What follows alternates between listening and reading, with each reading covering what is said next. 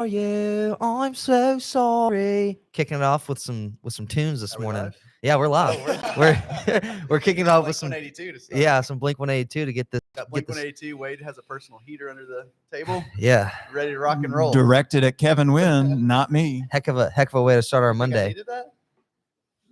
I think we both needed it today. Yeah, it's still a little chilly in here, but we did get the heat situation fixed, which Yeah. is nice on our office. Our office isn't pretty much it isn't a garage. It was It's an a old garage, boiler yeah. room. And so pretty much what you feel outside, you're gonna feel pretty close to that in here. When it's cold, it's cold. When it's hot, it's hot. So it's been hard to keep it warm here lately, and we had some heating. Logan refused to come to the office for a week. Yeah, I worked at a coffee shop for 2 days. That's what So he said at least. but we're back in action now. So we got the heat working. It's 67 degrees in here. It Heat was wave. 53. Yeah, we might burn up in here if we're not careful. I'm gonna keep stripping down. Be careful. Yeah. I got another shirt on in here. We're Yeah, well, I think I'm gonna kick it off with a shout out to my wife because Smart. we have some bread to eat in our house now. Now Emily has been on a sourdough journey, and she's been talking about it for months, and then she kind of just never really took the initiative to start it, for being honest. And for Christmas, her fired. sisters. All right, but I'm coming in with a little Okay. heat. And Tear I'm it gonna- down to It's like build a her up. Yeah. I got you. yeah, tear her down, build her up. And then for Christmas, her sisters got her a sourdough kit, so pretty much everything she needed besides like the Dutch oven.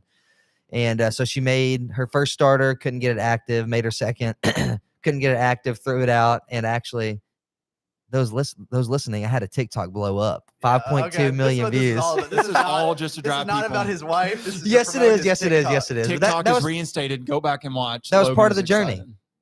part of the journey was that the TikTok blew up. But no, so I posted that on TikTok. And so since then, she's been like, okay, I'm going to get this. She wanted to quit. We were like, no, you're not going to quit. So she attempted her own third starter, and you can buy your own. You can buy like dehydrated starters, and then you can use that to make bread. But she wanted to make her own starter, like from start to finish, wanted to make her own loaf of sourdough. So she was like, all right, third time's a charm, made her third starter. It got active. So she attempted to bake with it this past Saturday. So 2 days ago, for the first time, big success. It was delicious. Turned out good, nice and crispy on the outside, soft on the inside, airy, fluffy, phenomenal. So I want to give Emily a shout out. And Yes. I pulled her second loaf of sourdough out of the oven for her this morning, and it looks just as good. And that is why Logan was an hour late to the office. that's I why- got here at that's why. 8:50. It was. I It like, was. It really off was. today, or what's going on? No, I was running That's good. behind. Yeah. Sourdough man. Keep your wife happy, man. Yeah. That's where it So- I was starts. talking about starting a sourdough starter called Young Lock Starters. Yeah, Young Luck starters, or just I kind of like the sound of just Logan starters. Logan starters. Yeah. I don't know. We'll Start see. with Logan. We'll see. Ooh, starting with Logan. We'll have to see. Some people like name their sourdough starters. I'm just glad your TikTok finally got some views because Finally. I looked at your old ones. They're like 100 views, 5 million with your wife. Sad. Yeah. I'm trying to keep the momentum going. So if you guys need a good TikTok channel, Young Lock Fitness on TikTok. But no, we're in here on this Monday. I was running a little bit behind, but we're rolling now. And today we have a pretty cool starting point. We're talking about actually it's an article that lives on the MoveWell website, movewell.com, and our registered dietitian, Stephanie Anklin, she writes all of our blogs. She's super talented. She's a registered dietitian. Great with words, great with grammar, great with writing, great with clients, just overall awesome. And so this week we kind of decided to just reference her article to kick it off. So the name of this article was from last week, or this article was from last week, and it's called Track Your Non-Scale Victories. So essentially it's exactly what it sounds like, which is keeping track of your wins that are non-scale related. So wellness wins that aren't determined by what you see on a weight scale. So losing weight, gaining weight, and there are a ton of options. And I think this article really puts that into perspective for you. So we'll go through. I'm going to talk through the 5 points she makes, or list them, and then we can kind of go through them, talk about some of our favorites, and then just candidly stem from there. So basically, it kind of opens up with. When it comes to health and wellness goals, most people focus on the numbers, weight on the scale, amount of calories you burn, or the steps you take in a day. But then she kind of alludes to that not all of your wins or progress is going to be tracked by those numbers or by those metrics. So what are 5 ways that you can keep up with your wins, keep up with your victories with your wellness goals? So the first one she said is improved energy levels, which basically just means feeling more energetic throughout the day. That's a huge sign of improved wellness, improved health. And days you have improved energy versus days you feel like crap. And we're talking not caffeine affiliated, right? Like just feeling good because you're in good health. Joyful. And being joyful, like Yeah. Kevin said last week. And that just indicates your body having healthy habits and you're doing the right things, taking the right steps. And the second, another great one, all these are good, is enhanced mental health. So just whether it's a shifted mindset, being more positive, or just, when you have good days, when you're like riding a high. So just having a positive shift in your mental health. Third is increased strength, flexibility, or endurance. So good mobility, strong muscles, or strong or strong endurance. So these are obviously things that the scale is not going to tell you, but you can feel it. You can feel and you can see when the amount of weight you can lift is increasing in the gym. Wade doesn't know a whole lot about that, but most people can. I didn't know that was an actual possibility. I thought you were just supposed to actually get weaker. as time Yeah, went on. not always, Wade. Okay. And then flexibility speaks for itself. Endurance, that's obviously being able to walk for longer distances, being able to run for longer distances, bike for longer distances, all those things. Those are all big signs of progress that you can't always measure. Fourth, better sleep quality. Stephanie is a genius when it comes to sleep. We'll have to bring her on soon so you all can meet her and hear her. But sleep is something that she kind of nerds out about, and she owns that. So just improved sleep, and that has a huge impact on your overall wellness and your ability to act mentally, emotionally, and physically. And then lastly is positive body changes. So this one is just the way your clothes fit, the way you carry yourself, confidence. I was about to make a nugget way to get looked over every single. Yeah. And again, so all these changes are evident, and they're more so things that you can feel and you can recognize about yourself, but also you can recognize it in other people. Yeah. We notice whenever Wade's sleeves were starting to fill out in his shirts. We got to He give was him some getting a credit little- I where was gonna say, credit's due. He was strutting around here the other day because his sleeves were filled out. Yeah, sleeves are filled out in the shirt, so we got to give credit where Yeah. credit's due. But no, I think I I want think he to. shrunk his shirt on purpose. though. Yeah, I think what he did is he had a large shirt with small sleeves sewed on, is what it was. Which, hey, I got to give you credit, man. That's a way to do it. So, all right, let's quit knocking on Wade. Let's quit get back to the article. Stay focused. All right, so going through these, so improved energy levels, enhanced mental health, increased strength, flexibility, and or endurance, better sleep quality, positive changes in your body. Let's kick it off. What stood out? What do you think is most important, or what do you feel like you can relate to the most between those five? Any thoughts? Let's just jump into the deepest question right out the bat, right? Well, Yeah. I want to focus a little bit more on why is it important to focus on the non-scale victories first, right? Because for me, especially trying to cut and lose weight now, so thank you guys for making fun of me on that. It We love is you, You're Wade. just getting a little cocky. it We is love you, very Wade. discouraging to not see the weight track down. Yeah. So like I started, I think tracking it probably 3 or 4 weeks ago, and I'm only down like 5 pounds. Whereas like initially I was down like 8 in the Right. first 2 weeks, which I know, just trying to talk about that a little bit more. Initially, I'm going to see a huge drop because a lot of it's just inflammation, a lot of water weight I'm probably cutting initially.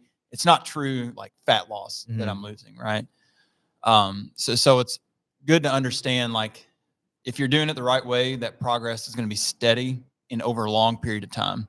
Because if you lose it really fast, it's probably not fat loss. It's a lot of muscle loss that you're probably cutting out too. A lot of water weight, you're just losing a lot of inflammation in that initial phases. And that's whenever you really need to make a shift and really focus on these other changes that Stephanie's talking about. Yeah. So I feel like for me, initially, I see the most improvement is in my sleep quality. That's where I really try to track and see if like I feel like I'm improving overall versus like the weight changes more so than anything, because I feel like whenever you're trying to cut weight or you're trying to be so restrictive, you're not eating enough calories, you're going to feel miserable and you're probably not going to get as good enough quality sleep. So if I find like I'm in a good balance, I'm still getting good quality sleep, I'm able to recover between different workouts. And that's where I see kind of the magic start to happen, where like I see the positive body changes and can still see some weight start to drip down a little bit over time. So that's where I see like the big one for me initially. But then obviously I know we'll hit on all of them. So I just want to get some of Kevin's input on that too. Yeah. No, I think it's good. I think for me, I was thinking about wellness. I think about wellness constantly, but I think a long time ago, maybe when we started the journey of corporate wellness, or I started working in the field, I think I correlated fitness with wellness, which isn't. It's easy to do. It's a part of Yeah. wellness, Yeah. right? But it's not the whole thing. And I think I was just always looking for. I thought wellness was like physical performance and stuff like that, but I think I've come to realize that it's not at all what that is. It's just a component of it. But ultimately, and I think we talked about this on the last podcast, we define wellness at MoveWell as living the life you were created to live. That's wellness. And if you're able to lean into that and actually fully live that, then you're experiencing wellness, right? You're experiencing true wellness. And so for me, I've just realized, okay, fitness is just a component of all. It's just a piece of the puzzle with all this. And so the one that I was just going to talk about a little bit is I've noticed, and I think I told you guys, I think you all made fun of me on the last podcast about it, actually. So thank you. But I've like my elbows hurting, my back's hurting. Like I had like some just like chronic, not know if it's chronic pain, but just like nagging kind of stuff going on. won't go Yeah. away. But I've noticed for me, like when all the sometimes that stuff just goes away if I'm like not stressed, if I'm not, if I'm sleeping better. It's like has nothing to do. Like, I don't know. I mean, there is part of it, I guess. I need to go do some stretches and do all these things, but I think some of the physical stuff I feel is a result of the mental or the lack of sleep or all that kind of stuff, lack of spiritual wellness and things like that. So the one that stood out to me when we were talking about was the increased, what was it? Mental health. Yeah, enhanced mental health. Yeah. And energy levels. I've said when you were listing that, I kind of like the energy levels. I kind of correlate that as being joyful, but also mental health too. I think Yeah. probably both. Yeah. But when I'm joyful, I have energy. Like I feel like I can just conquer the world. I don't know, but I think it's when I have all these other pieces right, and that's when I feel better. Yeah. Then I'm more likely to want to go exercise and do all that kind of stuff. Whereas in the past, I used to start with the exercise and hope that would fix all the stuff. But I think the exercise comes as a result of getting the other stuff right. Mm. And I can definitely feel it when I'm doing those things right. Wade and I are starting a 90-day spiritual program today, and even today, I just feel better today. Yeah. Yeah. know, I want to that- talk about I that too think, at some point. A big point. Yeah. Well, we can dive into it later, but Yeah. today I focus like my hour in silence on my why and really trying to clearly define it. And so like, I think whenever you just have that clearly defined purpose of why you want to do what you're achieving and like, what is my goal out of our spiritual exercise this 90 days, mentally it just puts you in a better headspace. Yeah. Cause I'm like, if I can't accomplish much in these next 90 days, but I achieve my why, then I've done what I'm supposed to do. Well, and then when you have a good why, then it makes your whole day purposeful. Yeah. So we were literally just talking about, I think I put it back, this book called, was it Man's Search for Meaning? I think it's the title, by Viktor Frankl. We also referenced, here's the book right here. You also referenced, I think you said, last podcast, Here on a Mission. I think we talked about that book. Yeah. So that Yeah. book is built off of this book called Man's Search for Meaning, written by Viktor Frankl. It was written, I don't know when it was actually written. He was a Holocaust survivor. So he was in concentration camps for 3 years. He was in Auschwitz and 2 or 3 other concentration camps. And very interesting because he is actually a clinical psychologist, had an MD, all this stuff. So he's correlating what he went through in the concentration camps and what he experienced, and then talking about this is why certain people acted this way or reacted this way. This is why certain people lived long and survived, and this is why certain people died. And basically and I'm only halfway through, but it's been one of the most thought-provoking, best books I've ever read. It's very easy to read too. So it's written by a clinical person, but it's kind of dumbed down on my level. Very easy to understand, but basically what he's getting to. So the first half of the book is talking through the concentration camps and kind of what he experienced. And the second half is it's more application. Okay, what can we take from what I experienced and learned in the concentration camps, and how can I apply this to my life now outside of this in the normal world? And ultimately, I think it's called logotherapy, but it's basically you need to live as a hero. But you can't live as a hero if you don't have a defined why and purpose. Mm-hmm. And he talks about the people in that book, the reason the Holocaust people survivors, or the people that died, the people that died, the reason they didn't make it most of the time is because they didn't really have a defined why. They didn't have a purpose. Because when you're struggling, you're frostbit, you're tortured, you're hungry. If you don't have a reason to carry on, then you're just going to let yourself go. Yeah, and I imagine that was probably really hard to do. But yeah, you have to. So I think like that. So what Wade is talking about, I mean, I think he saw that and just it was just magnified even more, like hyper magnified in the concentration camps, and it just plays out in real time quickly. And so yeah, I think for me too. I mean, I think once I understand what my why is, it makes everything a lot easier. So, anyways, that was a part of the article that stood out. Yeah. Well, I like and I think probably my favorite aspect is the enhanced mental health as well. But one thing I noticed about the 5 points she made was I feel that all of the ones like improved energy levels, increased strength, better sleep quality, positive changes in your body, like all of that, or the enhanced mental health is a result of all of those things for me whenever I think about it. Like by sleeping better, seeing positive changes in my body, and having improved energy, increased strength, endurance, all that stuff. Whenever I have all of those things going, or most of those things going, like my mental health is just, it's all a ripple effect on my mental health, and I feel better. I'm more confident. I'm much more present at home and at work, have so much more clarity. So I think that's by far my favorite, just because if one of these things are on par or better, like the improve energy, increase strength, or I'm sleeping better, it's an automatic positive impact to my enhanced mental health. Yeah. And I think that one is by far my favorite. Yeah. Yeah. And it's just like until you feel it, it's hard to describe it, because when it's almost like when you know the feeling when you get like momentum going in anything, or you're having a high.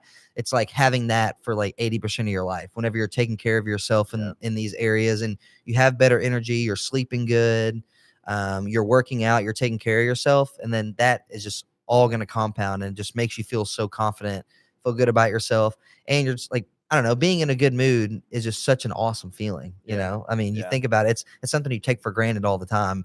And one thing that I think about whenever we're running ultras, like you always talk about having highs and lows, like you feel those really, really heavy, like the highs feel like something you never experienced before. But when you think about it, it's just being in a good mood. Like we experience that throughout the day so many times. You just don't, it just feels so much stronger whenever you're running a race, because you've been hurting for most of the day or whatever.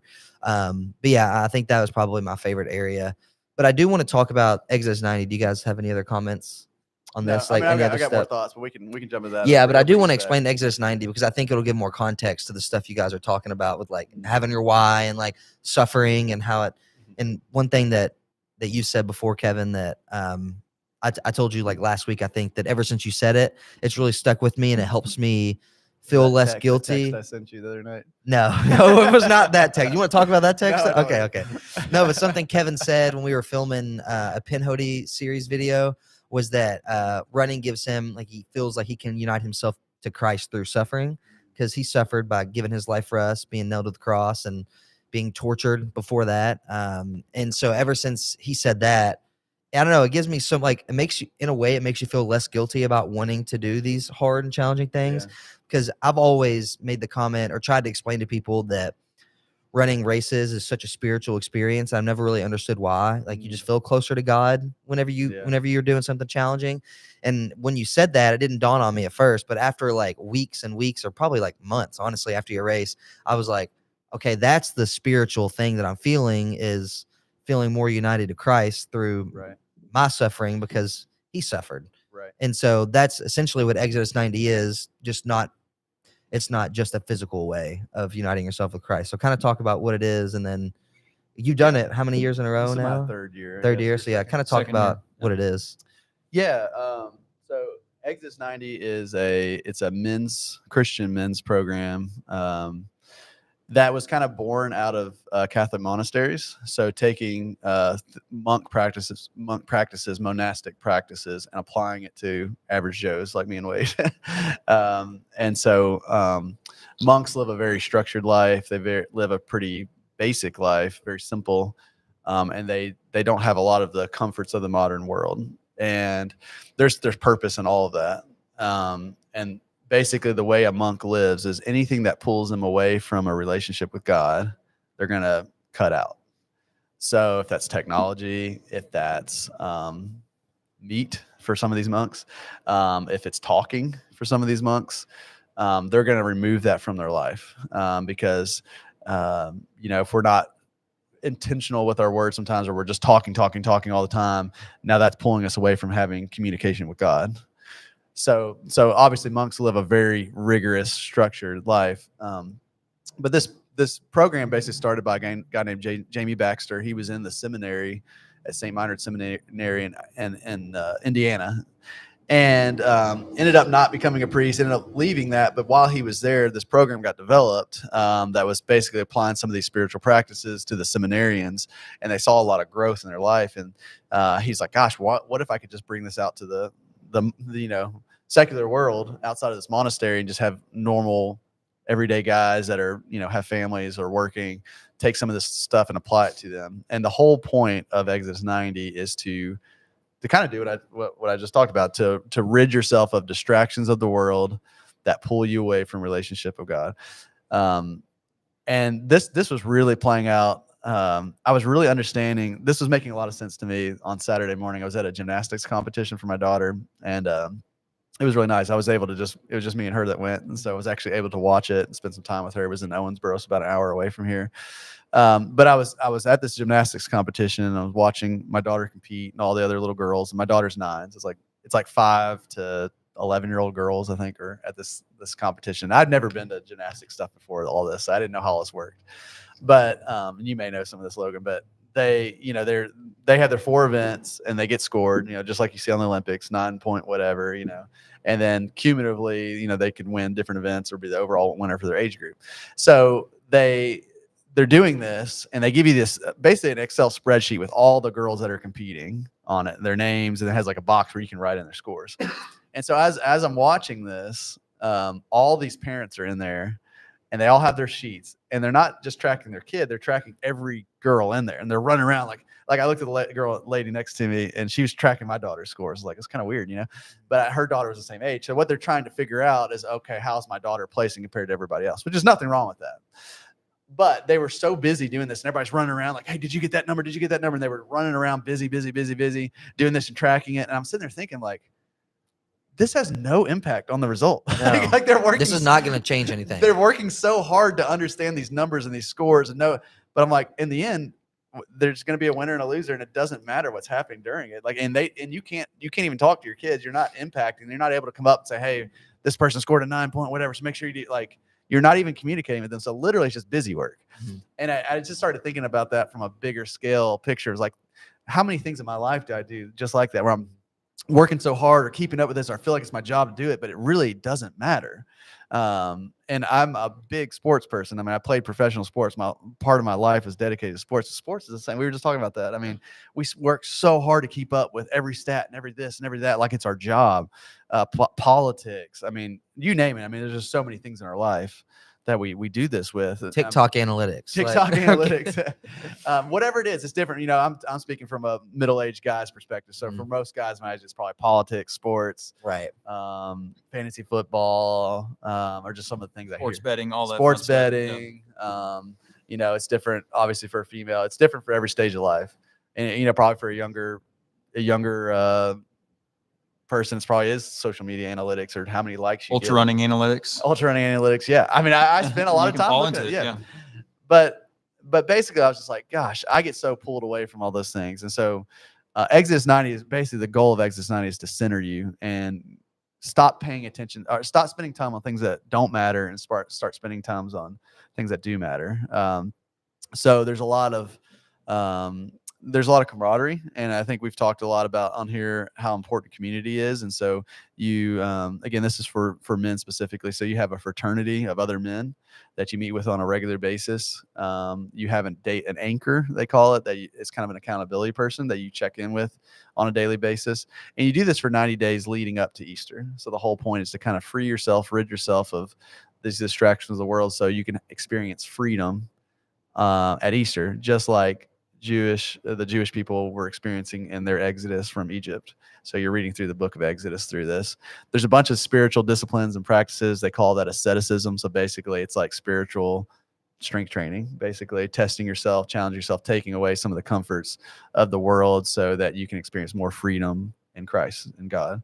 I'll let you. You want to talk through like what the disciplines are and stuff It's like that? Kevin's done a great job explaining it already. So, Well, before you do that, though, yeah. talk about either of you all talk about, because a comment you just said, I think a lot of people won't understand. Because I mean, a year ago, I didn't really understand it, but you said by taking away a lot of these things and adding in these disciplines, you're going to experience more freedom. Like, Mhm. how does that work? Sounds like a great answer for Wade. Like, describe A the great thought question process for Wade. behind that, and because it is true and it does provide that, but how does that work? Well, I think with me, especially at the phase of life we're in, what do we feel like we don't have enough of? Time, Yeah. right? So I think that's the obvious answer for me is whenever I start. When I was talking to my family about this, they were talking, it was like, man, that sounds like a lot of stuff you have to do, a lot of disciplines you have to keep up with. And I'm like, honestly, it's not a lot, right? When you take away all the other distractions that we have in life. I mean, I was looking at my phone the other day and my average screen time, like including podcasts, music, listening to it, like during workouts and stuff, it was like almost 4.5 hours a day. So like, just think how much time I'll be getting back, Yeah, just man, like cutting away like unnecessary use. That's like 3.5 hours to get back from watching Logan's TikTok. I know, right? Yeah. I was 4.5 million of his views. But like that, even just like sports games, like I was watching football this weekend with my family and like, there's nothing wrong with it. But like, I mean, that's almost 4 hours. You're just sitting there on the couch, not doing much. Yeah. Wasn't having a ton of conversation, watching the kids every now and then, checking on them, making sure they had food. And I'm just like, how intentional was I with all my time I had there? So I think the biggest part of it is just getting back your time and you just see the things that don't really matter, or if they do matter, you make them important for you and your family and not just like you synergistically, like paying attention to that. So I think it just gives back a lot of your time. You start to really refocus back on your why, and it just makes things become more clear. And whenever you have that, you have a lot more freedom, a lot more discipline with all of that, and you have all that time back. So then I have more time to spend with my kids. I have more times to spend intentionally talking with my wife, making sure she's doing well. Those are the two big things that I have in my why. So that's all I really want to accomplish from this. So I think that's a big part of it, like just seeing the freedom in the discipline aspect of it, even if it does seem like a lot. And I'll go through those here in a minute. Yeah. Well, two things that I think, I mean, anytime you do something that challenges you or requires discipline, or for you to give up, that requires discipline. I think two things to take away, and especially this is speaking from like something faith-based, but one, like when you provide intention in any area of your life, you're going to analyze it more than you would rather than just going through the motions of a normal day. So I think that alone is going to give you time to reflect and either realize, okay, I need more of this time or I need less of this time and more in this area. And that right there is freedom, because you're realizing you're making space for things in your life that you want to prioritize. And then secondly, and this is a concept, again, I'm still like within a year of this, of being a Christian, I would say. And another thing that I've realized too is that, and I never understood the concept of putting God before anybody else in your life, because they're like, yeah, you know, it's God and then my wife. And I was always like, what? That doesn't make any sense. But what I've realized is that whenever I do that, it makes me a better husband and it makes me a better dad. It makes me a better friend whenever I put God first, because I'm acting in a way that I want for him to be proud of and that he intends me to act. And so by doing that, it reflects my characteristics and reflects my values more prominently. Whereas if I just wanted to be a good husband, maybe I would be scrambling and doing all these things to try and be a good husband, when in reality I wasn't doing anything to be a better husband. Maybe I would have bought something or like booked a trip rather than just like being intentional with my time with Emily, you know, like talking to her, by talking to her. her. That's the thing she cares about, especially having a kid now, because that, like you said, time is so limited. And so I think that's what Exodus 90 provides you with, is more intention and more time putting God first. And with that is just going to exponentially or positively impact all the other areas and other roles that you serve in your life. Yeah, I struggled to read books, like to find time to read books. And I was like, oh, I would love to read books. I'm just too busy. I'm too busy. Now I can just blow through books all the time because I'm not, you know, spending as much time on my phone or whatever it is. But I just, now it's a lot easier for me to read books. But I remember last year it was right before we did the race in Georgia, and it was in the middle of Exodus 90, and I was like, gosh, I feel so good. Like my body feels good. I feel like so joyful, like everything. And I was like, body, mind, and spirit was good. I've never felt that good in my life physically. and of course mentally and all this stuff too. And I look back, it's like, it was because I was praying, I was doing all these things that matter. And then of course, Easter comes and you get a little less intentional, and then all of a sudden you're like, oh, I'm stressed out, I'm this, I'm that, oh my God. And it's like, why don't I go back to it? But I think as human beings, we are made, like, we are created to work. We are created to work. We are created to do things. So even if we don't have a why, we're going to find something to keep us busy, and it could be something that doesn't matter, but we're going to do something that keep us busy because we're just made to be doing things. We're doers. That's why how we're created. And so I'm going to fill myself up with something. And I think what this program does, it helps you fill it up with things that actually matter, Yep. So yeah, why don't you Take talk us through yeah. some of the, Yeah, take us through. it is kind of a lot. It It's a sounds lot. but once you get in it, it's really not that bad. Like you said, like every time I talk through it, everybody's like, you're the worst salesperson ever. I'm never going to do this. Yeah. But I don't know. It's not that bad once you get going. It's a lot. 22 disciplines. 1 for 22. No. So first one is just Exodus reading and a reflection. So each day, that's how I like to start out my day and just kind of get your headspace right. Some people may start with prayer first thing in the morning. I usually, because I feel like first thing in the morning when I get up, that's the first time you're tempted to start your day out on a wrong foot. Yeah. And usually I pick up my phone and I'm like, all right, I'm just going to go straight to the app. Yeah. It's only the first day. I know I'm trying to get my ship corrected. So but today is day one. today's day one. Okay, Yeah. gotcha. Yeah. So it's a reading and reflection. Today was just mainly laying out the program, plus an Exodus reading, plus a reflection on just kind of building ourselves up for the journey we're going to be on and what kind of freedom we're hoping to attain. Making holy hour each day. You want to talk about what a holy hour is each day? Holy hour is basically, it could be spending time with God. So that could be reading the Bible, it could be reading a book, but they say 20 minutes of that should be silent and just kind of listening, just totally kind of like you were doing today, just reflective. They call it contemplative. Yep.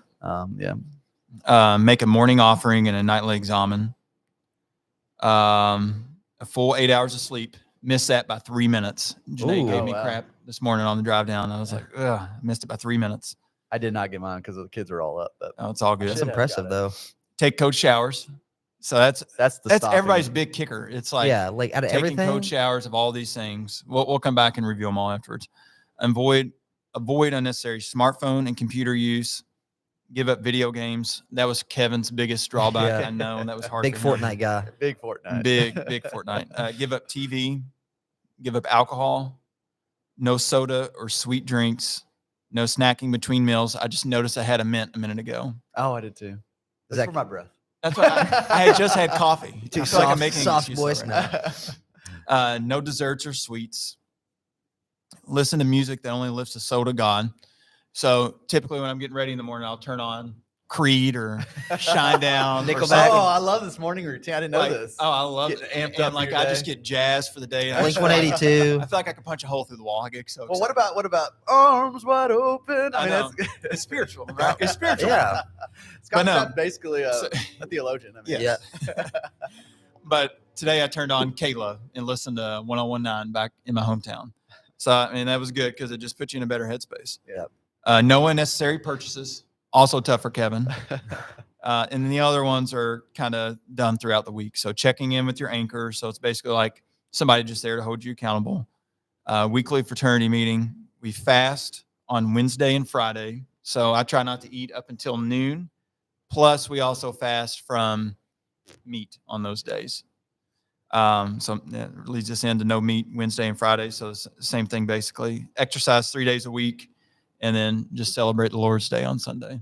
So sounds like a lot, but a lot of those all go together, right? Like Yeah. the snacking, the food, the sodas, TV, video games, smartphone use, all those really just kind of go hand in hand together. Yeah, they're just specific. Some of them, yeah. But the big one everybody always talks about, every single fraternity meeting we've ever been to, cold showers. Cold shower. It's the hardest thing. Why would you do that? What benefit does it have? It's so hard to do. Like, why would you even want to do it? Why is it even a part of it? Did Jamie Baxter explain on that whenever we met with him? Because me and Kevin went up and met with Jamie. The year and a half ago? founder CEO of It's been a Exodus. while. Yeah, great guy. I can't remember if he mentioned something about that during our conversation. I don't know if he talked about it. Yeah. But I think that's one, like all these other things can seem more just like you're giving something up. Whereas I feel like the cold showers is the one, it's like the physical Mhm. pain you have It's to go hard. through. It's Yeah. hard. And mentally, I told Kevin this morning, like I'm standing in front of my shower this morning, cold water's running. And like I stood there for 10 seconds before I walked in. And I was just like, what are you doing? Just go ahead and get in.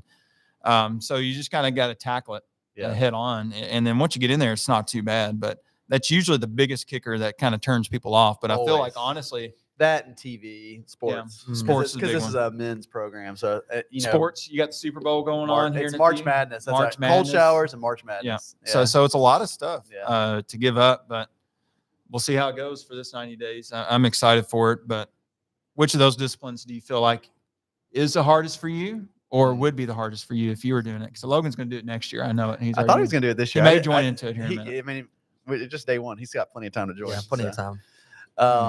For me, I don't know. I mean, some of these now, I've done it long enough to where, like my wife said, she's like, you don't ever watch TV anyways. You don't drink alcohol anyways. I mean, so some of these aren't hard because I just never really did them. But 8 hours of sleep is very hard. I'll be honest, I probably fail on that almost every time.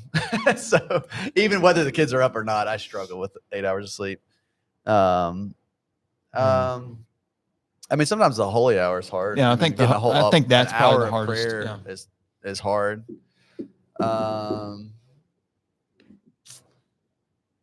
If you're like me, you just don't shower for 90 days. So Kevin's cold shower was easy today.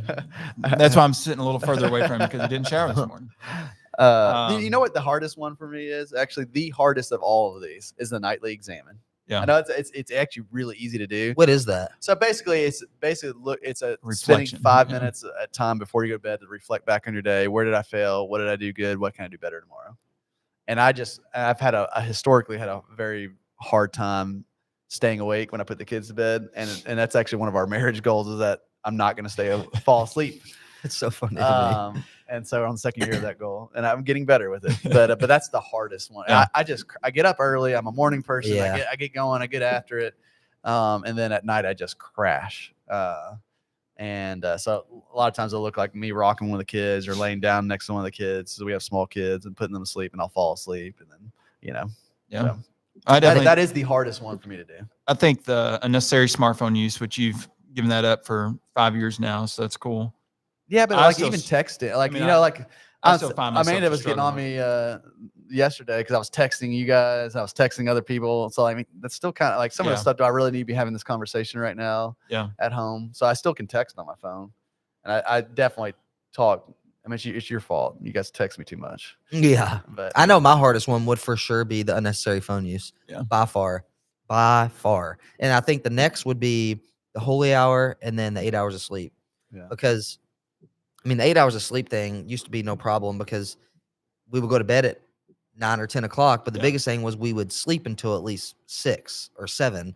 And now you're waking up in the middle of the night because of Leah. Or we don't lay down until like 10:30. But even though we lay her down at like 9, we're up until 10:30 because that's the only talk. Yeah, we talk. And then if I get up and go to the gym because I don't want to have to do anything after work, that's 5 to 6 hours at best a night. But But again, it makes you put intention behind all that stuff. Yeah. Like whenever this wasn't Exodus related, but about a year ago, I mean, my screen time was like close to 6 hours a day a lot of times, and I just like turned off notifications for all of my social media apps. And then because what would happen is I would get a notification on my watch or my phone. I would see it, I would open it up to look at it, and then I would just get stuck scrolling. Yeah, and so. Turning that off, like putting intention behind that, being like, my goal is to get my screen time down. Yeah. Then I knew that all I had to do is like focus on it a little bit. So I think that's what this provides. Yeah. And I don't think, and phones can be, and like all this, it doesn't mean that phones are evil or phones. I mean, we own a company that has an app. Like we have to utilize and Exodus is actually an app. It's an app based, But and we try to be really intentional in our app too with our clients of like, hey, if you're on here, it's because it's stuff that matters, and you're doing exercises, you're tracking, doing some journaling, some check-in kind of stuff. And I think Exodus is the same way. Phones can be used for benefit and for good. So it's not like phones are evil. You don't need to be on this. I mean, we would literally not have a company if it wasn't for smartphones, or our company would look very different for sure. But I think it just goes back to, just being intentional with your time and what you're doing, and are you wasting time? And I just felt like that gymnastics thing that was unfolding in front of me just made so much sense for some reason. Watching all that happen. Well, we did the same thing this weekend. So, Emily and I, of course, we cheered at WKU in college, and we always went and competed every January in Orlando at college cheerleading nationals. And every year, if we're not there, we haven't been in person since before Leah was born. Just being a toddler, it's hard, obviously. But we bought what's called Varsity TV this weekend, where you can stream and watch all the teams. And that's what we were like taking notes on our phone to see what teams compared to WKU, like how we thought they would place. I think part of it is just like, I think one is like it's busy work and maybe it's a way to distract yourself. And then secondly, it is interesting for us to like see like how we think it's going to pan out. And I think that was our intention, but I can see like being a parent, how it'll be so easy to go to these competitions and you spend so much time seeing where other kids place. And it's like, okay, you keeping track of that is not going to control the outcome. It's taking away from you paying attention, quality time to your child. And 3, you're not going to change the judges' minds. I think that's what you have to remind yourself. And again, sometimes people just truly care, maybe like, you know, for the statistics purposes of it or whatever, to see how other kids are scoring. But yeah, I think it's a lot of energy, and I get invested easy on stuff that doesn't really matter that much. Yeah. And so I would like to be that parent that just sits and watches my child and not worry so much about other kids' scores. Yeah. But Well, so I referenced the text I sent you all this weekend. I'm not going to talk through it all, but basically I was you don't want to read Thank it? you. No, Thank you. okay. Don't read it. I was brainstorming on modern distractions, and especially for men. And I just did this big long thing, kind of profiling what a lot of modern people are like and being distracted. So I was thinking about Exodus and all this kind of stuff, and I fall prey to a lot of those things. It was too. pretty accurate though. Yeah, but I sent one before that. I sent almost the bumper sticker version of it. I said some men seek comfort while other men seek. You know, and so what are you seeking? And I think we spend a lot of time seeking after things that give us just temporary comfort, temporary happiness, maybe, but not like lasting joy. And we're just seeking. I mean, seeking dopamine hits basically for, you know, sports betting or whatever. Oh my gosh, you know, it's like that artificial rush. And I'm such a dork. I get that from real estate, like looking up houses. You know, it sounds so stupid, but like I always think, oh man, there's gonna be the perfect. I'm gonna find this like bargain, this listing, and that is my problem. Like when we talk about wasting time on the computer and stuff, it's like getting on Zillow and looking at it. I mean, it's so stupid. But it is, and it's almost like this. Like, okay, what am I going to see next? Am I going to get on here and there's going to be some deal of a lifetime or whatever? So let me just check the next page real quick. Yeah, just to see. yeah. I mean, it's so stupid. You know, but I think it's what are you seeking after? You know, and I think that goes back really well with like all this other stuff. I was just thinking that, yeah. And I think, you know, these are non-scale victories. She's talking about her wins, but you really can. I think you can do some objective measurement a little bit with these. And we have this in our app for our clients. It's just doing a simple check-in. How are you feeling today? Yeah. You know, like just, you know, I feel great. I have energy. I have whatever, just almost like a little journal kind of entry, and just be honest with yourself. And that's one of the things that's really helped me the last couple of years is just how am I feeling today, and actually say what you're feeling. You know, man, I'm really stressed out, or I'm worried about this, or man, I feel great. And then you can go back and look at over time. Okay, how are those entries trending? Oh my gosh, like for eight weeks straight, I was saying I'm stressed, I'm anxious, I'm this, I'm that. Like something's off, obviously. And then you could look back or it could be positive and just see how you're trending, what direction you're going. So I think it's always important to be kind of introspective and look back and like, okay, some of these things that are hard to measure, how am I feeling? What's been my response? Why did I respond that way? Why did I act that way? And spend some time reflecting on that. And one of my favorite authors, Matthew Kelly, calls it the classroom of silence. And same thing that you were talking about, the importance of being able to sit in quiet and just feel, listen, hear, you know. And he calls that the classroom of silence, because how am I really going to know how I'm feeling if I'm just constantly distracted? And I think that is the danger of phones, is they are designed in a way by developers and the people that develop, you know, social media apps and stuff like that. They're very smart, and It's a substance, they dude. want you to scroll. They know the power of a quick dopamine hit. And hey, on like a TikTok reel, what's going to be next? I mean, am I going to see another sourdough starter by Logan? Probably not. I mean, you know, you're just as good. scrolling and waiting. And our brains, it's just turning that on. It's like, oh my gosh, okay, you know, it's giving us a purpose, a thing to look forward to. But if we keep doing that, we're never going to be honest with ourselves. And I think sometimes people do those things intentionally, whether they know it or not, because they don't want to be honest with themselves. Like Yeah. they're constantly trying to avoid silence or avoid quiet time, because you may have to go deep and look at some things or face some things you don't want to see. Yeah. You know, and I was thinking about that the other day. I was running at Mammoth Cave, and I was thinking about you know, I was like, I was just having so much clarity out there. It was snowing. I was the only person out at this national park running through the woods, and I was having a lot of clarity. And I was like, some people avoid this. Why? You know, it's because, well, when you're in that situation, you have to be honest with yourself and your actions and the things you've done. So it's easier just to distract ourselves, Yeah. you know? So I think some people know that they need to do it, but they don't want to do it. So they fill that time with distractions, other people or whatever. And so the stuff like in Exodus 90, some of it's hard that you encounter, because you're face to face with some issues that you've got to deal with that you might not want to deal with, you know, or you might have to have a conversation with somebody you don't want to have. Yeah. And it brings that to the forefront. But again, now you're spending time on things that actually matter. Yeah. You know. So. Well, that's what I was saying about like a phone.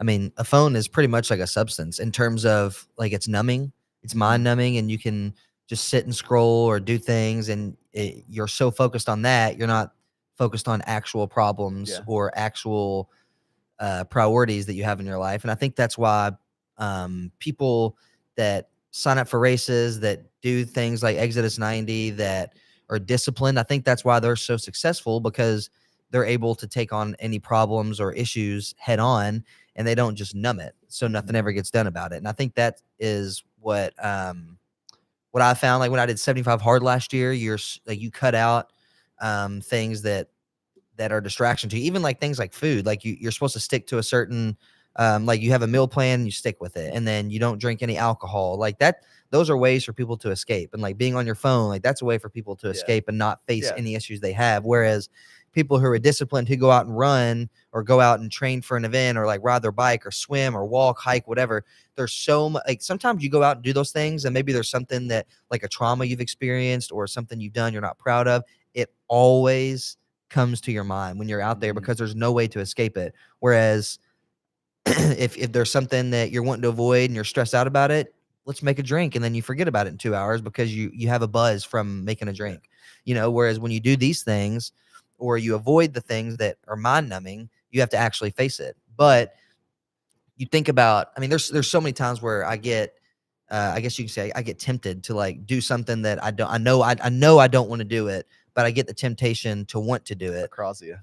Exactly. Yeah. And so, but then I go out on a run, and while I'm out running, I'm 3 miles in, and I'm like, God, man, this is what I want. Yeah. This is the feeling I want, not the pleasure of doing something that I didn't want to do. You know what I mean? Like for me, honestly, like it was like during 75 hard, it was like food. Honestly, it's like, man, I would love to just house like a thing of cinnamon rolls right now or something. Or like if we're out with friends and they're all drinking, I'm like annoyed to even be in the same room as everybody because they're loud and obnoxious. And I'm like, if I could just have a beer with them, like I'd probably be fine. But then, you know, I wake up the next morning, go crush a run. I'm like, no, screw that. Like, this is what I want. This is me, you know? Yeah. Wait. Explain, Acrosia, what you just said though. Yeah. So Acrosia is a term developed by is Socrates, Aristotle. Yeah. I thought I figured this out on my own. Hey, it was somewhat of an original thought. So I called my best friend that's a philosopher, and I was talking about this novel thing that people want what is good for them, but they choose the other way. And he's like, yeah, that's called acrosia. So people have been debating this since Socrates and Aristotle, and they developed it. But basically that's what it is. It's like we want what is good, but we always choose to go wrong. And so they've been debating, philosophers have been debating this for thousands of years. Why do humans do that? I can't remember which one. I don't know the order of Socrates, Aristotle. Socrates was Aristotle's protege, or the other way around. You're the smart guy here. They're connected. Really sure. One was the leader, one was like his kind of follower. But anyways, I can't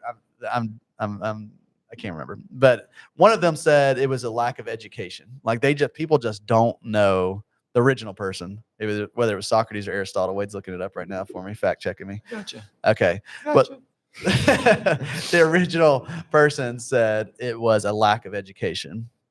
The next one, I think it was Socrates, said it was a lack of will. So like people just they knew it was better. That they just didn't want to do care it. to. Yeah. And then Saint Augustine, who's one of my favorite saints, said it was basically path of least resistance. People just choose the easier way, and Yeah. typically the thing that is better for you is harder to do. So you're going to choose that way. And I side with Augustine and whoever said it was a lack of will. So Aristotle was the one of lack of education, mistaken Okay. opinions. So So the- Socrates was initial. Okay. Was a moral failing. Moral Kind failing. of have Mm. to Okay. go with it, yeah. But yeah, so so super interesting. So basically we know what is good for us. Yeah. We have a conscience. We kind of know the right choice, but a lot of times we choose the wrong choice Yeah. because maybe we're trying to escape something. Maybe we're trying to use that as a therapy in a sense. Like for some people, it could be food, could be a way they deal with struggle. Really interesting when you look at some of the research coming out with GLP-1s like Wegovy, Ozempic. Yeah. All of a sudden people that dealt with conflict or issue with food, they don't have the desire to eat anymore. So now they don't have a healthy way to cope with that, which is very interesting. Some of the research that's coming out right now on that. But yeah, so some of these distractions are coping mechanisms basically. But typically we kind of know what's best for us. And usually it is the hard thing. And Wade and I are part of a group called C12. A business group that we go to. It's kind of similar to this 90 as far as, we have a group of peers. We tackle our business, but also our personal life and trying to work together to have great businesses, great families, great personal life and relationship with God. But one of the concepts in C12 is buffalo culture. I'd love for you to explain buffalo culture. Oh man. I don't know if Or I'm what the a best one. buffalo. So basically what they were studying is with buffaloes, and I'm sure people listening to this, they probably already know what it is, but Or at least the concept. of it, whenever there's a storm coming, instead of buffaloes like other animals in the kingdom, they run away from the storm, trying to avoid the storm, whereas buffaloes themselves run directly at the storm. So as a group. So by doing this, they actually don't spend as long in the storm, right? Because you're running into it, you're running through it, you're tackling it together as a team. You kind of overcome the obstacles as you go through the storm. So instead of running away from your issues and just running and tackling them directly on, I guess in theory, you overcome them much quicker, right? Yeah. So it's a way that it's whenever they studied buffaloes, I guess out in Montana or whatever, whenever they first finally started studying that, they noticed that they actually just tackle things head on, especially whenever there's a big winter storm coming. They run directly at it because they know that'll be a way to get through it quicker. Yeah. Such a cool concept. It is. And Yeah. I think the stuff we're talking about today that really applies. It's like, okay, we could keep running from it, and essentially modern distractions are a way to run. Yeah. Right. Or whatever it is, or we can go to that place. We can do the hard thing and have the conversation or spend time understanding deep inside ourselves. Why do I react this way? Why do I feel this way? Or, and then tackle it. And it's not easy. And like buffaloes running through the storm, they're going to hit all kinds of adverse conditions, but you're going to get through it quicker. Yeah. And then you're going to be better on the other side of it. And I think that's the whole cold shower concept, coming back to that. It's hard. Why does this make sense? All this stuff. But I can tell you from doing it, you feel really good after. It's great after it. Yeah. But it's all it is practice. It's practice. It's a rehearsal for when things actually really, really are hard. Yeah. If you can get over this simple thing, like making yourself stand in cold water for, a minute or 2 minutes or however long it takes you to wash, because those showers are fast. Now when it's actually real, you're somewhat equipped to get through it because you can suck it up and just say, okay, I'm going to just make myself do this. Yeah. And that's the whole point. It's a rehearsal. It's an act. It's just like a performer on Broadway. I mean, you're going to rehearse, and finally you're going to perform the show, but you're going to have months and months and months of rehearsal leading up to it. And that's all life is. It's a rehearsal for when things get bad, Yeah. I think Chad Wright has a great saying. It says, be hard when it gets hard, So at some point things are going to get really hard, and you have to do the rehearsal leading up to it to be able to get through it. If you don't, it's going to devour you. Yeah. It's going to devour you. So you have to do simple, tiny, ascetic acts, which means kind of removing pleasures and comforts. So when things really are hard, you have the willpower to get through it. And like you talked about, sometimes, kind of the Krasia concept of, whether you call it sin or struggle or whatever, sometimes we want to do certain things. And for me, I would succumb to a lot of those. Yeah. Because I wasn't practicing hard stuff. And so now it's easier for me not to succumb to temptation, whatever form that comes at me because I'm practicing making myself do stuff I don't want to do. And sometimes you want to give into that temptation, whether that's, really, really bad stuff, or whether it's just, man, I'm trying to stay close to on a diet and I don't want to eat a cookie right now, or whatever it is. We're all tempted in a million different ways. And I'll tell you, when things do go wrong, that is when you are tempted the hardest. Because it's much easier to go back to those comforts that we find temporary relief from. And again, that could be a phone, it could be whatever, it could be alcohol, it could be drugs, it could be, I mean, there's a million, and then, there's a million different ways as humans that we try to avoid reality and escape. And some of them can be detrimental to our life, but even the small things, whether it's, eventually they will add up and they could become detrimental. And so we've got to continually rehearse and practice. I remember one time when I started running for the first time, I did, it was really cold one day. It was a day like this, and there were snow flurries out, and I'd never really made myself get outside in those situations before. And I got out there, and kind of what kept going through my brain was put yourself in tough situations and force yourself to succeed. And I've told myself that over the years all the time, and I didn't realize at the time, but that's what asceticism is. It's intentionally putting yourself, challenging yourself, and then making yourself win. And then that win that you get from that's going to give you strength. So when things actually do get hard, you can do it. And I think that's where Chad is Chad Wright, if you're not familiar with him, a very intense Navy SEAL. He's spoken at our annual race fundraising event, the Hot Rod Ultra, the last 2 years. We have a different speaker coming this year, but that's one thing Chad does really, really well is he understands and he talks about it. And it's intimidating. Like Chad's intimidating. He intimidates me. He's like, you've got to push yourself, and you're just going to get really hard. You're going to want to quit. And I mean, I think in our YouTube highlight video from this past year's race, I think we have that clip of him talking about it.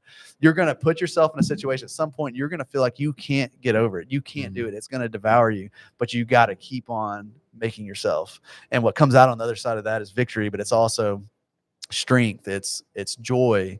It's better mental health. It's can lead to better sleep because you're more comfortable with the person that you are. The inside, your internal self is matching your exterior self. And for me, for a long time, my interior self was not my exterior self. What I was doing inside, what I was thinking, what I was feeling was completely different than what I was portraying outside. And you know what? I couldn't sleep good. I was eating bad. I didn't have great mental health. I wasn't proud of myself. I was gaining weight. I mean, I was 40 pounds heavier than I am now. And that's, that's not a great place to be at, so, and the biggest thing is just starts really, really small, and I think Stephanie did a great job in this article of talking about those small wins. It's not about the big wins all the time. It's about the habits. I'm giving a talk on Thursday called Habits Over Goals to a HR group here in Southern Kentucky. It's the habits that matter. The goal's the big thing, but you're never going to get to the goal if you don't have the habits. The habits are where the wins are at. And that's exactly what this article is talking about. So small wins, man, I feel better today. I have better energy levels. That is going to lead to success. That's going to lead to, wow, I just got a promotion.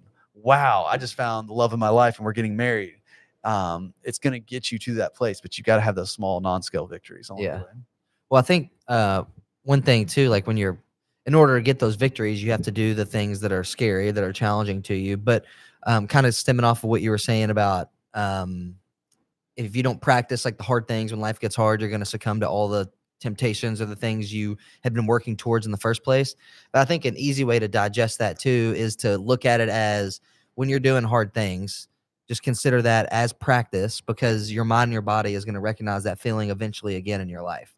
Because when you intentionally put yourself in a situation that's hard, whether it's public speaking, whether it's giving up certain spending, canceling like subscriptions you have that you watch every night, spending less time on social media, signing up for a hard event, a hard race. When you do those things and it gets challenging in the middle of it, but you decide to keep going, your mind and your body is rewiring and is recognizing like, okay, I can get through that hard thing. So then whenever life, not by your choice, throw something challenging at you, or you go through some type of trauma, then your mind and your body is going to recognize that feeling all over again and be like, okay, this sucks, but I know what I need to do to get through this. And so it's also a way to prepare you for the inevitable hard things and challenging moments that you're going to experience in your life. And I think when we say hard things, I think sometimes that can be taken as like, man, we're just these men like trying to go do Not these always. hard events. Yeah, That's not what, like having a conversation with somebody it's hard. is hard. Yeah. Like that's one of the hardest things. That's honestly, that's harder than going out and doing a hard physical. Yeah. In my opinion. No, I 100% agree. Tackling relationship issues like that stuff is really, Mhm. and I mean, that can really suck us from a wellness standpoint more than anything. If our relationships are off, I mean, wow, one of our last meeting at C12, and I would love to know what I don't know what you put for this. And if you don't feel comfortable saying it publicly, that's fine. But there was the question was posed, if God came back right now and witnessed what you were doing, what would you want to see? What would you want him to see you doing? And not necessarily saying like I'm in the middle of, okay, I'm making Actual sourdough act, bread. yeah. But like, how am I living my life? Did you answer that question? I did answer that question. Are you comfortable? I would love to know what you said. You know what? This is a really tough conversation for me. No, I'm just kidding. No, I think it's good. I think mine was pretty basic, and I'm sure you're going to peel back the layers to make me think a little bit more deeply about it. But my main thing was just be a person that loves other people, like just be loving on people, and not in a weird way. But like, Yeah, no, I get it. just deeply cares for people, helping people realize their true potential, helping people reach goals they didn't think they could reach, and just being an encourager for people. Honestly, I think that's the easiest thing for me to do. So it's an easy answer for me to say. But that would probably be my biggest thing. I mean, that was his top 2 commandments, right? It was just to love other people, and I think it's easy for me to judge people. Knowing my personality trait, I'm an ESFJ. I don't know if people are looking at Myers-Briggs much, but J is judgmental. I'm a very judgmental person. So like really trying to look back and remove myself from situations and understand why maybe people are acting the way they are. It may be past history. They may be going through something like a big struggle right now. And who am I to criticize what people are going through? And that's something my wife will tell you. I struggle with that all the time. But mine was just to be loving on other people. And you may not ever understand their situations. Some people may be starting a fitness journey, and it may be hard for them just to walk in the gym, and just be happy they're there, and just encourage people that way. Or with my running group, I know it's easy to come back to that, but like people are scared to come to that because they're afraid they're going to be the slowest person. Yeah. It's like, it's not about that. It's not the act that. It's like just you stepping out of your comfort zone, showing up and just trying to do something that's hard for you to do. And that's why I try to make it a point to always run with those people, and encourage them the whole time. So I think my big point was just loving on people. And I know I feel that every day. I think it's easier for me to love on other people outside of my family. Yeah. And my family gets the brunt of a lack of Agitated love Wade. towards them, So like I'll take it out on my wife or my kids, like other frustrations I have in life that I should be dealing with internally first. Instead, I'm loving on all these other people. I'm not loving on those that truly matter the most. But that's what that'd be my hope. Yeah. That whenever God comes back or he saw what I was doing, he put me on a microscope. That's my main thing. That's That's powerful. good. Yeah, that's a good one. What was yours? I didn't answer it. Oh, you soft. Kevin's probably watching TikTok sourdough videos. Yeah, that's exactly. Kevin's like, I want to see me crossing the finish line of Western States. That's what I want him to see. No, I always refer. I'm a full of quotes today. Full of quotes today, but the Saint Irenaeus quote, I just love it. The glory of God is being fully alive. Yeah. And I think honestly, this is why we're business partners and great friends, Wade. Because I think, and when I hear that quote, the glory of God is man fully alive. That's kind of becoming the bumper sticker of my life. I think that quote really struck me back in 2017 for whatever reason, because I put it on. I know that because I had made this thing called Vision 2020, where I had 3 years to kind of Get your life together. get my life together. Honestly, Yeah. that really was. And that, You were going down a path you didn't want to be going yeah, down. That's when I finally started doing the hard work, the internal work of trying to make my internal self match my exterior self. So I've got that still on my board back there, and it's just a reminder. But I think when I hear that quote, I think about how all of us, and I've really been just leaning into this lately. It says in Ephesians in the Bible that we're all given unique gifts and talents by God, every person in the world. Like not just a few of us, like, every person is giving something, was uniquely designed and given unique gifts and talents by God. And I feel that I want to lean into those. So I want to be confident in the gifts that God gave me. And it's so easy to minimize our abilities. Mhm. And it's not cocky to say, to be like, okay, yeah, maybe I'm good at this. Maybe this is something, this is a gift I have. And I think a lot of times in our society, and I do this, it's like, oh, well, I'm not that good. I'm not this, I'm not that, or whatever. And we almost minimize gifts and talents ordained by God. So essentially you're saying, okay, creator of the universe, like you didn't really know what you're doing. I know people say I have this unique gift or talent, but no, I think they're wrong because you didn't make me that way. And in a sense, it's almost a slap in the face, to the creator. So for me, I want to lean into those gifts and talents and not have the insecurities that surround those. And a lot of my insecurities are I'm introverted, I'm shy. And I can see how those directly hold me back from, getting out in front of people and helping them realize their gifts and talents. I have to have a voice, and that's hard for me to do.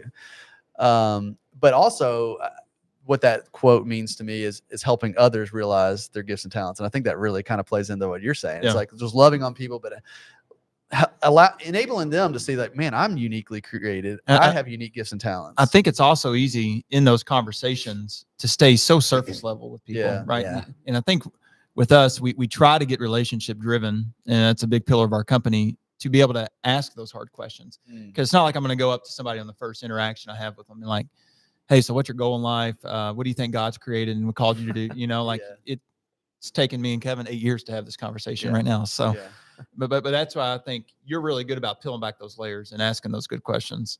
I feel like you always peel them back and ask them to us all the time. But no, I think that's huge. Yeah. Well, and I'm asking myself those questions all the time too. I'm always searching. Well, if you think I think about this a lot actually, because I think about thanks, Wade. Wade's switching my camera on me over here. My hands are cold. I got to keep them in my pocket. Man. No, do we need to redirect this heater? No, that's okay. That's okay. Sure. We're almost done. Okay.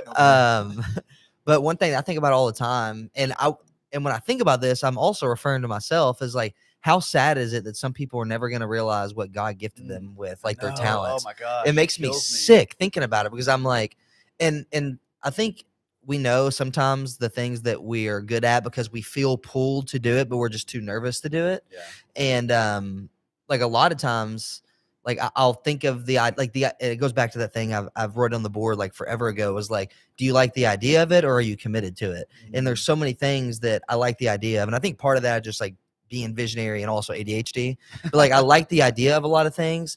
And some of the things I know is like, okay, I like the idea, but like I don't care to do it. But some of the stuff I'm like, I love the idea of it, but I just don't know what to do to get started. But I can really see myself doing this, and I want to do this. Yeah. And I worry about that all the time. And I think there are things I've really leaned into that I feel are talents of mine. But yeah, it's scary, because I'm like, what if there's something that I've been wanting to do and I don't know how good I am at it or how positively I can impact other people with this talent, because I've just never gone in on it. Yeah. And I know if I'm feeling that, can you imagine the millions of other people that have never even attempted it? Oh, I feel that all the time. Gosh, it is terrifying. Yeah. Yeah. I mean, think about if we had a world of people that were able to just really lean into their gifts and talents. Gosh. Like that's it.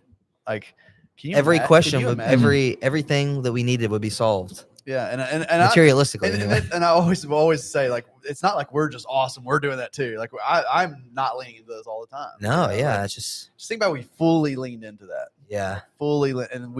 And then from there, we would live the life we were created to live. Yeah. Right. Yeah. And that's wellness. Right. Yeah. And when you lean into gifts and talents, now you are really living the life that you were uniquely made and created to live. And when you do that, man, I've got lasting joy. My mental health is good. My energy levels are great. Yeah. It all reflects. It all comes back. Yeah. All of it. And I think that book, Man's Search for Meaning, is talking about that.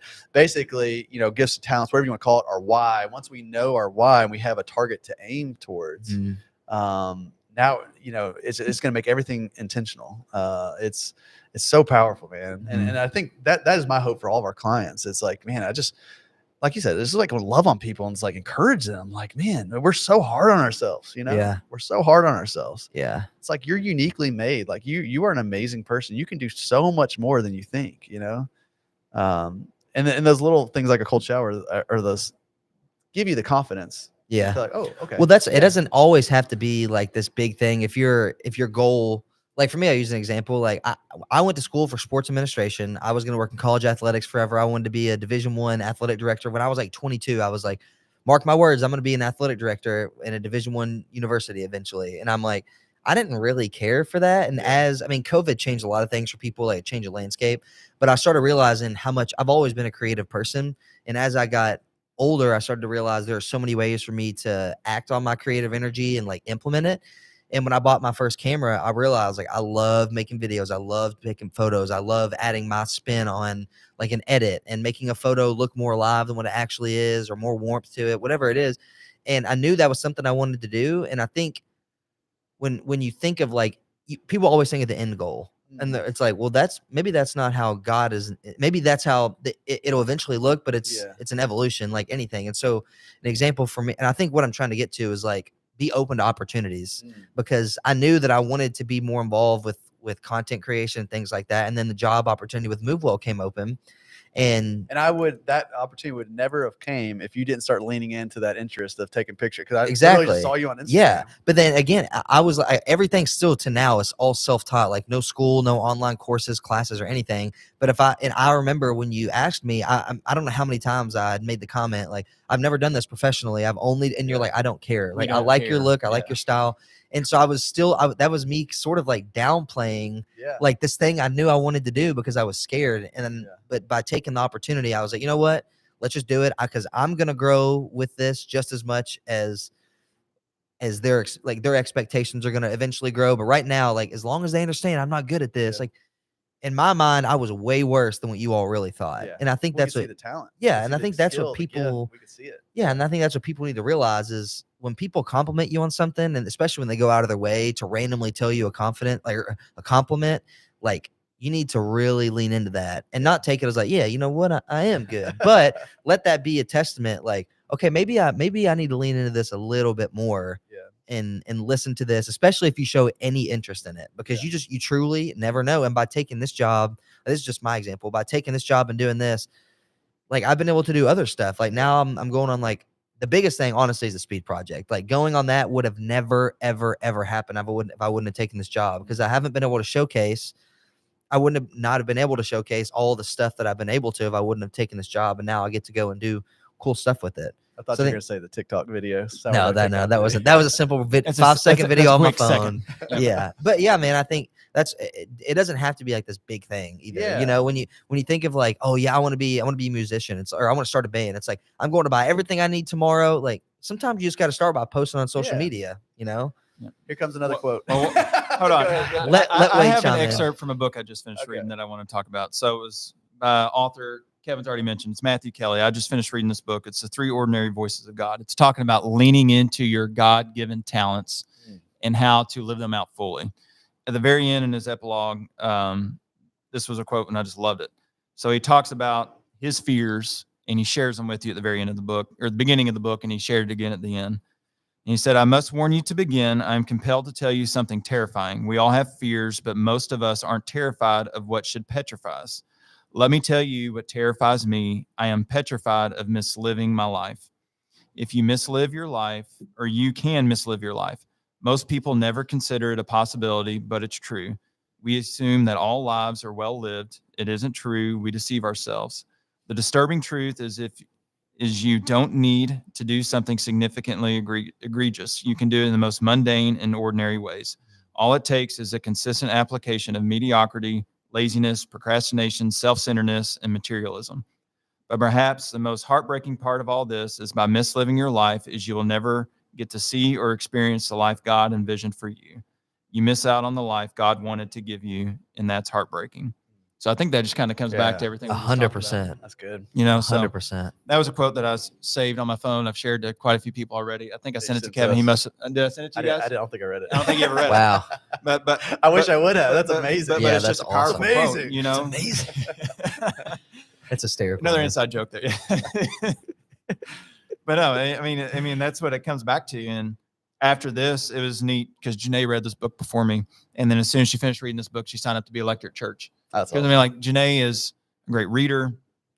great public speaker, and she's kind of leaning into her talents. And Yeah. she was like, Heck yeah. man, God gave me all these talents. And that's one small way at this phase of life she's in that she can lean into her talents, Yeah. you know? So I don't know. I just thought that was a pretty powerful quote. And just to see like our lives just go by so quick.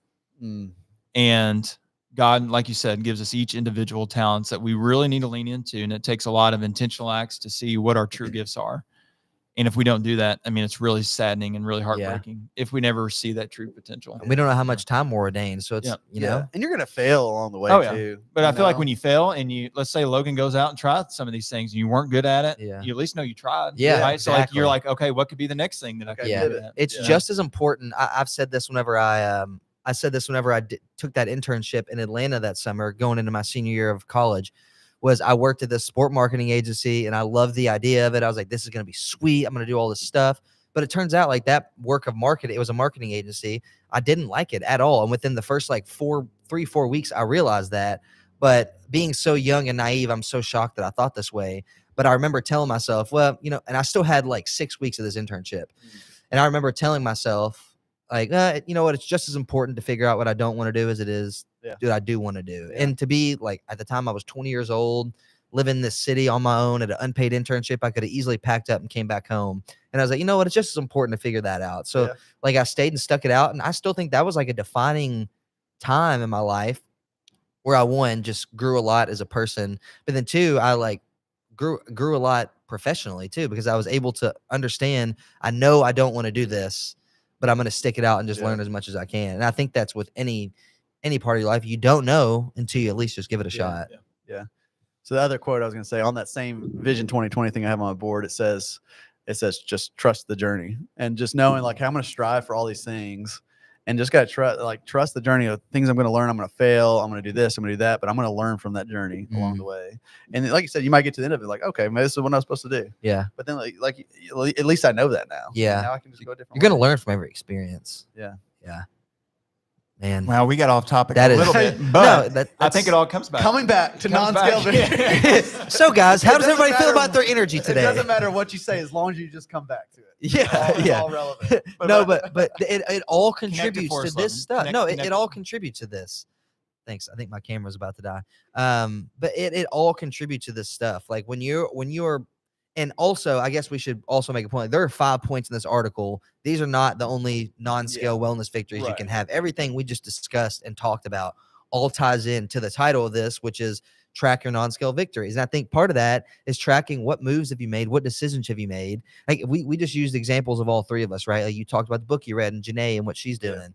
Like I'm talking about like this internship that I've taken and all those things, and your Exodus 90 experiences, like all that stuff are all non-scale wins, because whether it went the way you expected or the way you didn't expect, you took something from it and you're able to develop that trait, Yeah. you know, whatever it was before. So I think it's important to know that. Did I tie that back together for You you, did. Wade? You Did I did do that? wonderful. That's why you're Logan. the host. No, Yeah. but seriously, man, I think shout out to Stephanie for this, because she really did prompt a really good conversation here, and I think hopefully it was beneficial for people, and we can take away a lot of the stuff we said too. So Oh, I yeah. think it's good that for people to understand when we're talking through these things, it's all relevant to us in this current Yeah. time. I'm learning as we Yeah, talk. like we've learned a lot of these things up to this point, but this is still us doing this. And I think it's also like bragging on us. Like I think we all are so like-minded in our own respective ways, but we operate well as a team. So I think like let this also serve as a reminder to have people, or surround yourself with people that